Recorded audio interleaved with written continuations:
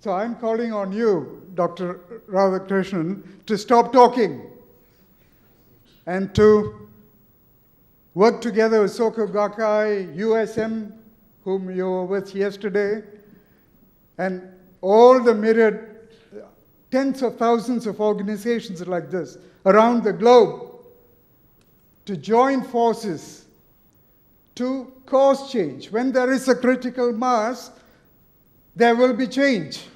Nothing else will cause change. When people come together in masses and demand justice and peace, no one can deny it, not even George. Thank you.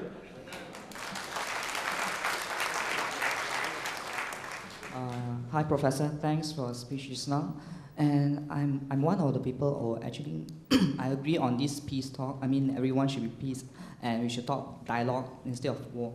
But one thing I'd like to point out is history shows us nations, great nations all over the world are built by blood and steel.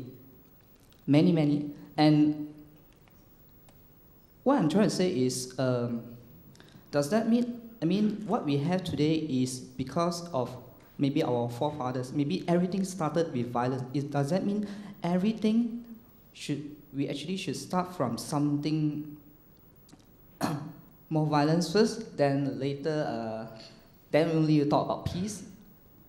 Let me point out about myself. My own, maybe my own life, okay? I'd like to talk about like my mom. I remember when I was small, maybe I was quite naughty, and I remember I was beaten till, when I do something wrong, I was beaten till maybe I bleed all over the body. But after I grew up, I think what my mom did is right. And I think that builds the foundation of what I am today. And so far, I think I am so far so good. And that's why I'm referring, like, first is my personal experience, and secondly is by reading histories, great nations, many nations, they are built this way. So does that mean all fundamentals we should build, is it more realistic to build using this way? That's all my question. Thank you.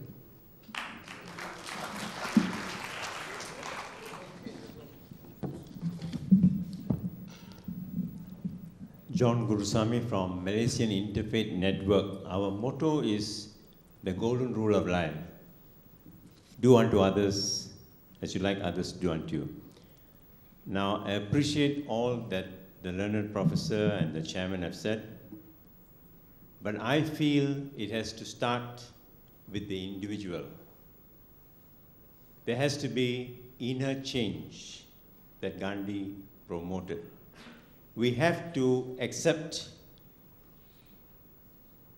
that there is a macrocosm, Creator God, and we are the tiny little microcosms. We are part and parcel of Allah. In Him we live, we move, and have our being, say the scriptures. In the Bhagavad Gita, it says, we are part and parcel of God. So if you can conscientize human beings to this important fact that we all are children of God, we are part of the macrocosm. So what happens to one tiny part of the big macrocosm affects us. So what you said in your talk, quoting Gandhi, King and Ikeda in their respective ways as religious people who felt passionate about getting rid of injustice, about feeling for the other. So when there is poverty anywhere in the world, when there is poverty anywhere in the world, we should be concerned. In other words, we must put ourselves in the shoes of the other. That is what the golden rule of life is. And I'm pleased to note that even Deepak Chopra has come to believe that that is the most important truism or truth or commandment of life. You can call it the unconditional love of God and man. It's a summary of all God's laws that are found in every scripture of the world. You may call it karma or the law of cause and effect. You may call it, as my young friends in Soka Gakkai have told me, and I accept it, it is the boomerang law. What you do to others comes back to you. You do good, it comes back to you. You do evil, it comes back to you, as some of our leaders, including our former leaders, have realized after the Lingam tape. So what I'm appealing to you is to not stop with dialogue, but to focus on this golden rule of life, which is an all-embracing life. Would you therefore agree, sir, that we have to start in our own families?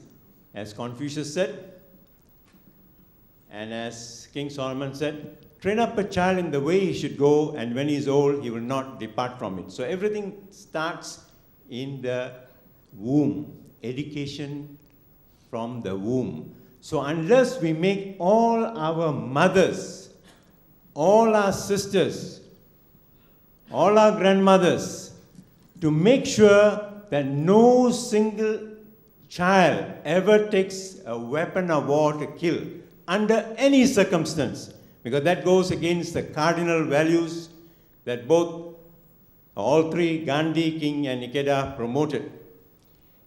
Then we will very soon become like Costa Rica, the first country way back in the 40s had no standing army. There are more than 40 nations which have no standing army. We can, provided, as you say, have enough love nurtured, because the scriptures say, perfect love casts out fear. We don't have to fear somebody attacking us. Let us strengthen the UN and become world citizens so that we can be borderless, so that we don't have refugee problems or migrant problems. We are all one. Would you agree that our job is to strengthen families? And once we strengthen families and become non-violent, we can have peace in our lifetime. Perfect love casts out fear. Thank you.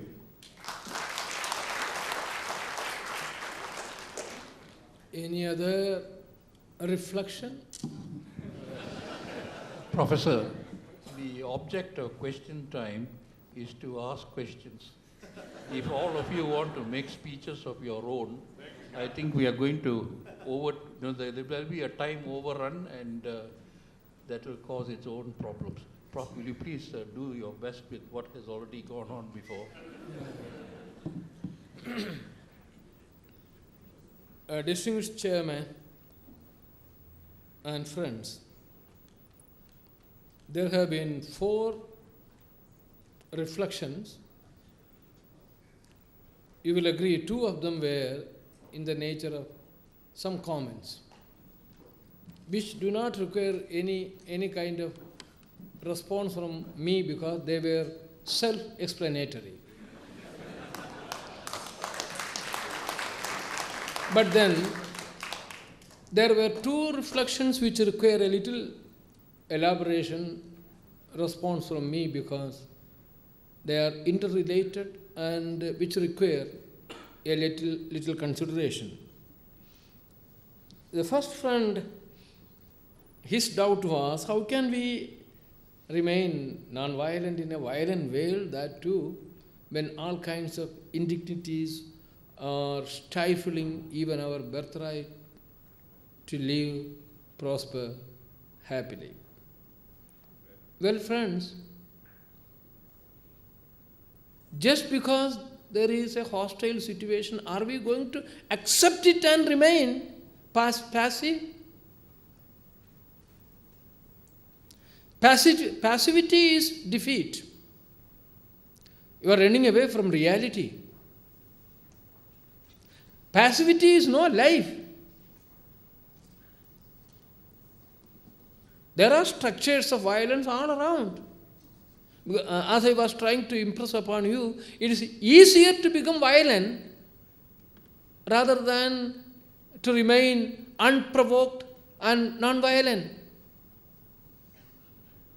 Though we are basically non-violent.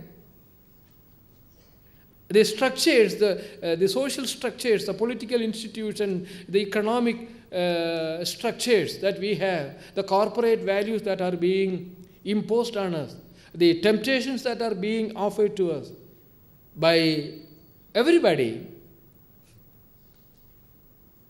makes life difficult. But then, from the moment of our death, at every stage of our growing up, no matter how old we are, should we not respond and should we not try to tackle these problems? Gandhi was not the only one who spoke about non-violence. Martin Luther King is not the only one who demonstrated valuable alternatives. Dr. Ikeda certainly may not be the only one who is. There are countless leaders in various parts of the world. In every society, there are very many small, medium, unnoticed activities towards this are taking place. As this friend, though he was a little skeptical about speeches, pointed out, we may have to move on to concrete action, working together. So let's not become desperate. Are we going to live with despair? There's a phoenix in each one of us. Phoenix is that proverbial bird which resurrects every time it is consumed by fire. From the fire of hatred, fire of violence which beset humanity, humanity has that power to resurrect and again rebuild. That is what we learn right from the beginning of life to modern times. We say today we have the societies are very violent, as if yesterday was better. No, every age had its own seething problems. But the ingenuity, creativity, and urge of life of humanity, man and woman, has helped us to move forward with courage, conviction, determination. These are the three values that we want: courage, conviction, and determination. If we have these three qualities, who can defeat us? Optimism. Are we going to live without optimism? Are we going to live like pessimists? Let us not give ourselves to pessimism. Let us be optimists. Let us move together on the wings of optimism to reach our destination, taking inspiration from these great men and women who have demonstrated the power of these attributes. So that is one submission that I would like to make to that young friend who raised a very valuable point. The second point, yes, I have already answered. The only way is to work together. We flourish only working together. We find ourselves articulated only when we are together, and it is a team spirit that makes our life worth. Let's build a partnership, work together, learn from all experiences, all experiments, whatever is happening in various parts. A lot of things are happening. You do not know, I don't know whether any of you attended the World Summit against poverty. My God, millions of people from different parts of the world marching together who came on their own. Nobody was paid for travel cost or anything. The Earth Summit, same thing. So people are alert. Let us be alert to that. Then my senior friend there talked about golden rule. I appreciate your observations, very valuable observations. My one submission to you is, yes, what is the alternative? And what about the role of education in rebuilding a society, in redefining the social fabric? I will urge you to go to tomorrow itself, if you are from this side, if you have time tomorrow, please visit the Soka kindergarten right here.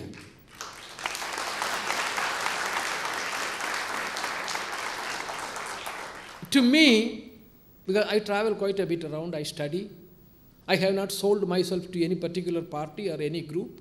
I'm a free moving individual. I don't work with government of India also now. I moved out of the government. So I have my freedom to say anything, because earlier I should have been careful about every word. Now I need not be. I only respect your sentiments. You will see a new education in the offing. From the kindergarten to the university level, education for future citizenship, education for value creation, education for development of human sensibilities, and many other things. Please visit that school and study more about the Soka education system. Well, friends, don't you think it is good to relieve me? And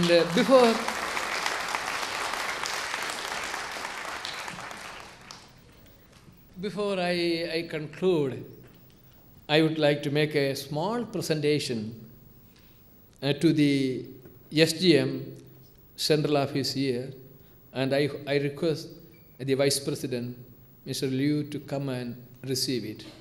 It is, you will be surprised to know, as an author I can punish only people with my own books.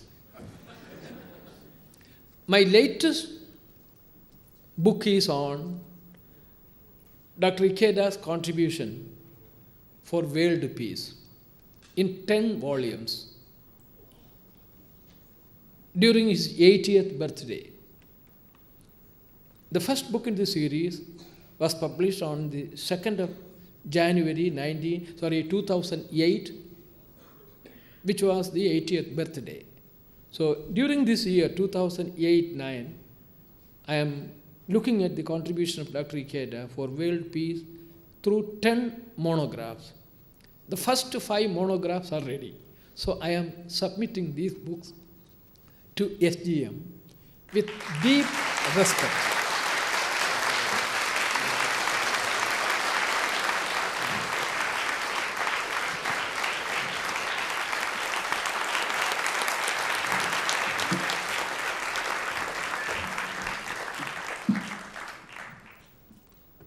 According to the program, as chairman, I'm supposed to sum up, and I've been given 10 minutes for that. I'll try and take less time. One of our respondees from the floor asked the professor to stop talking. And he talked about the critical mass. And he talked about the need to achieve that if any change is to be seen. I would like to focus on that and say something about it. You see, one of the problems in life and in communicating is language. And when you have an audience or a reader who does not find something in the material that he is presented with that resonates with his own experience or his own aspirations, you have a gap there, and then the response is, stop talking. I've got another idea. Now, just let's move away from that for a minute. Martin Luther King grew in stature because he was able to identify concerns amongst his people which were universal. And once he was able to gather the echoes of the community around what he himself was saying, the voice, the volume grew and had to be taken notice of. What happened then was that Kennedy, who was then running for elections, realized that if he could get King onto his side, it would be the turning point in the vote as far as he was concerned, and he moved in.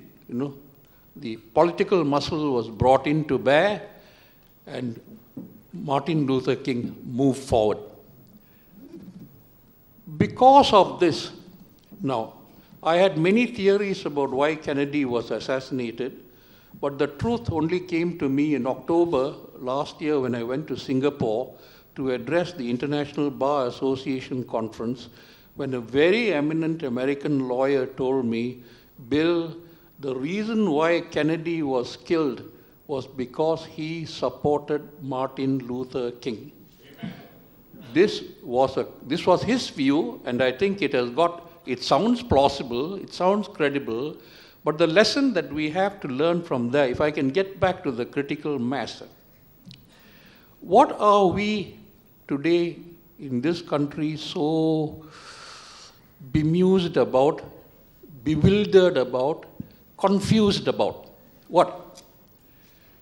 We are in this state of mind because there are critical issues which beset us from the time we come out of our doorstep, and the increase in the price of petrol is only a small part of it. We can see the world economic situation changing. We can see the pie shrinking. We can look forward only with a sense of dread. Now, in this situation, what is happening upstairs? When Rome is burning, is Nero fiddling? Are the people up there who have the hands on the helm of the nation, who are supposed to worry about all this, are they spending more time quarreling amongst themselves? And if so, what are they quarreling about? These are very, very fundamental questions that affect us. Now let me come back to where we were. What Professor is trying to say, what he has said in that book, which I read yesterday, please get hold of it, because he has analyzed the core of what constitutes a good leader, what makes a good leader. All Commonwealth countries have been corrupted by something called the adversary system. This is how justice was administered. Get a good lawyer, get another good lawyer, go into court and fight it out. Well, that's a wonderful system, provided you can afford to pay the lawyer and provided you have an independent judiciary which cannot be manipulated.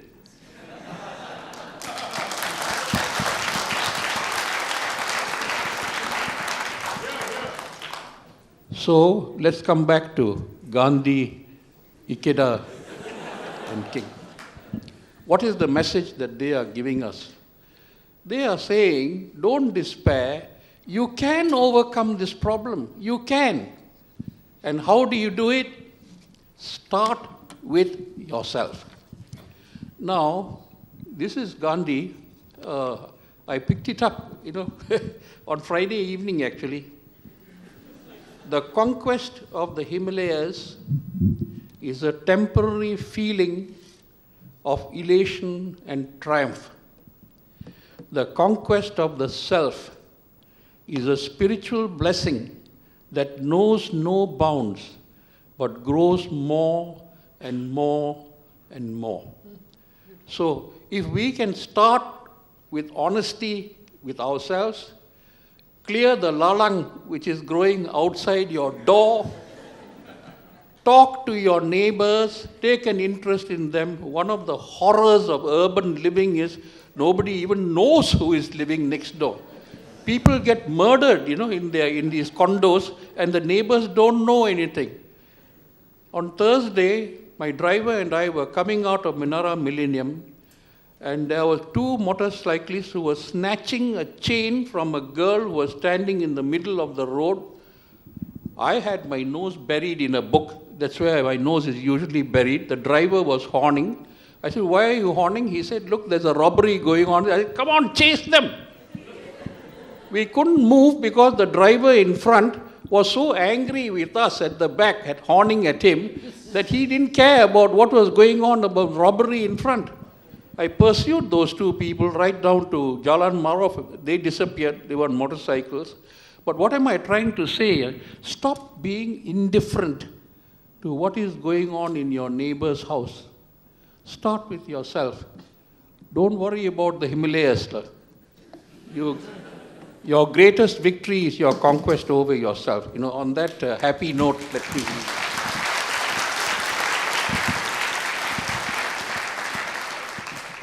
MC, may I pass the mic back on to you? Thank you. Thank you for being such a good audience. Thank you, Dato Mahadev, and thank you, Professor Radhakrishnan.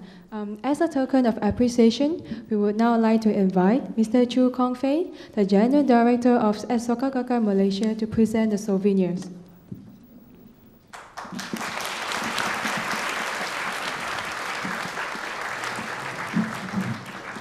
First of all, to our speaker, Professor Radhakrishnan.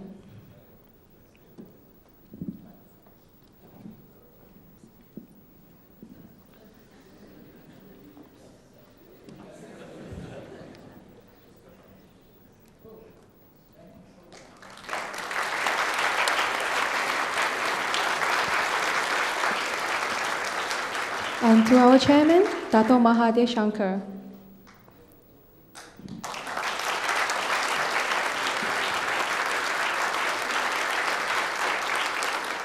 Thank you, Mr. Chu. Please kindly advise to stay on stage for a photo session.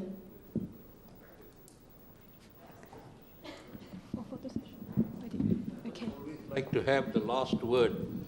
Better jaw than war.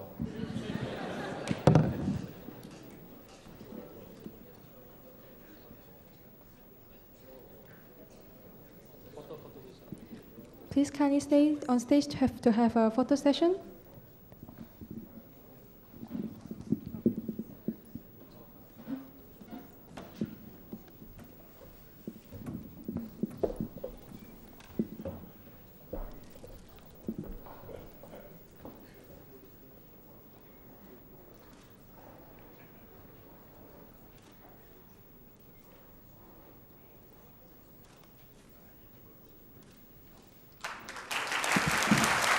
Thank you.